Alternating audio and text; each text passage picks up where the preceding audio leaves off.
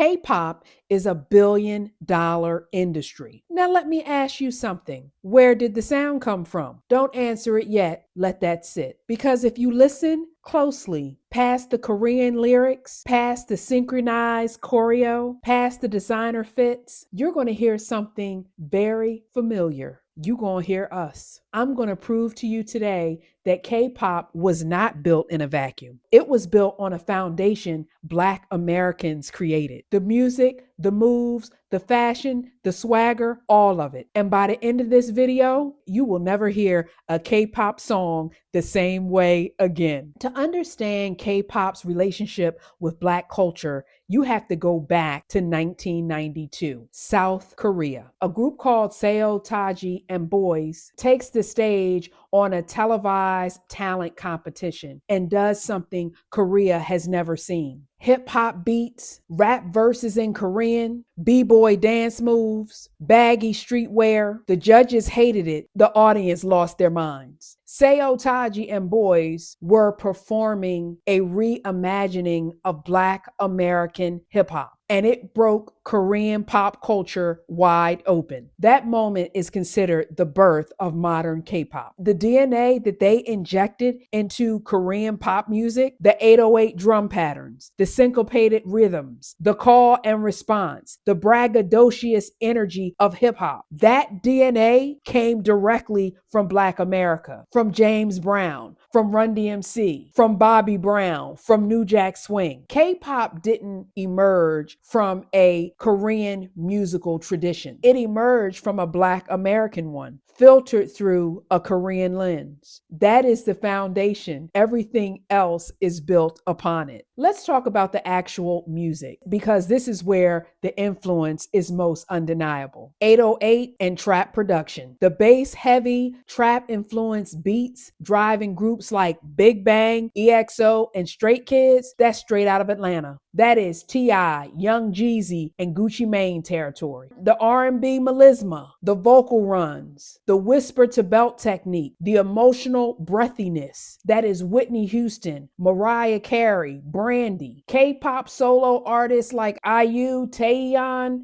Dean are clearly drawing from the Black American R&B well. And don't get me started talking about funk and groove. The groups like Shiny, TVXQ, and early Big Bang built entire eras on funk-influenced production. The syncopation, the bass lines, the horn stabs, all rooted in James Brown, Prince, and Earth, Wind & Fire. And it's just not sonic influence. It's literal collaboration. Neo, Teddy Riley, and other Black American producers and songwriters have written and produced some of K-pop's biggest acts. Teddy Riley, the architect of New Jack Swing, produced for Big Bang and other YG Entertainment artists. This is not speculation. This is credits on a record. But the music is just the beginning, because what you see when you see a K-pop performance, that's all us too. K-pop is famous for its choreography, the synchronization, the precision, the theatrics. But where does that choreography come from? Popping and locking, a direct descendant of funk dance developed by Black dancers in Fresno and Los Angeles in the 1970s, now a staple of K-pop performance. Voguing, ball culture, born in Black and Latino LGBTQ plus communities in New York, now showing up in K-pop girl group choreography regularly. Crump and breaking, both rooted in Black community expression, both absorbed into K-pop training systems. When you watch BTS's J-Hope, who is one of the most celebrated dancers in K-pop, you are watching someone who has deeply studied Black American street dance. J-Hope has cited Usher and Michael Jackson as foundational influences. That is the acknowledgement, but it doesn't always come. Michael Jackson is arguably the single biggest influence in all of K-pop dance. The isolation moves, the glide, the dramatic pauses, the storytelling through the body. Michael Jackson was a Black man. That legacy belongs to us. Now let's talk about what they're wearing, because those outfits didn't come from Fifth Avenue. A lot of that stuff came from the block.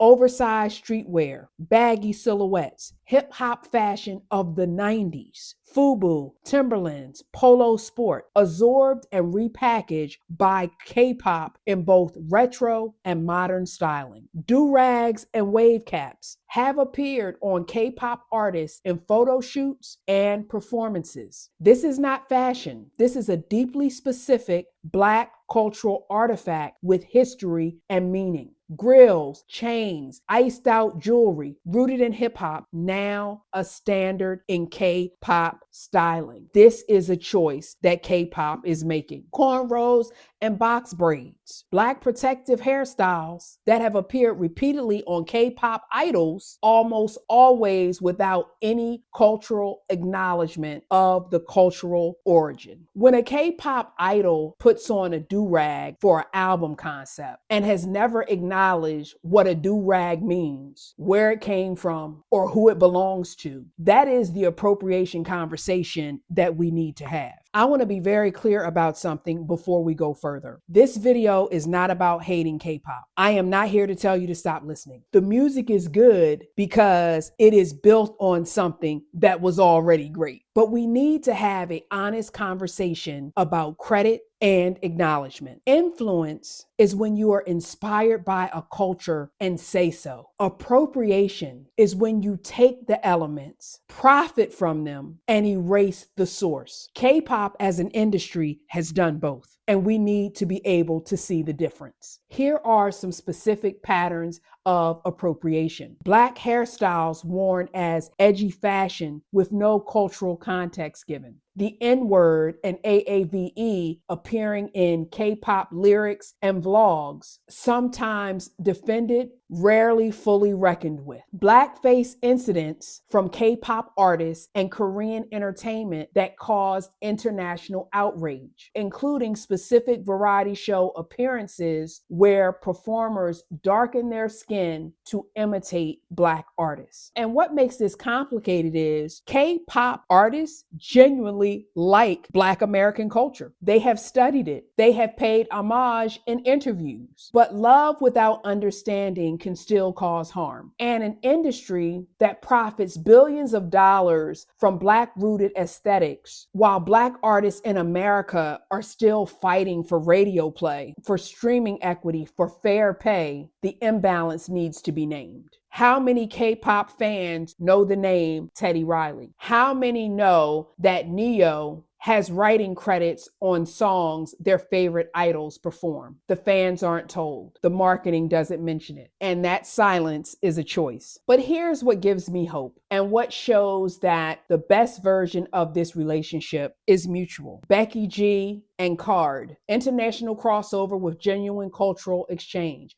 Cardi B and Blackpink, two unapologetically bold women, two cultures, one video. Doja Cat and SM Entertainment. Doja is openly celebrated within K-pop and the sonic DNA is obvious. Pharrell, The Weeknd, and various K-pop production pipelines. Black artists being brought in as producers, not just aesthetic inspiration. When the collaboration is transparent, when the credits are visible, when the influence is spoken out loud, that is what respect looks like. That is what we're asking for. So the next time someone asks you, why is K-pop so good? You tell them because it was built on a foundation that Black Americans spent generations creating. We're not asking K-pop to stop. We're asking K-pop to say our names, acknowledge the source, put Black producers in the credits. That's not a lot to ask from an industry that owes so much. They learn from us. Now it's time for the world to know it. All right, y'all, that is certainly one to grow on, and I will see you next time. Peace. This is Yasmin, and that was a breakdown.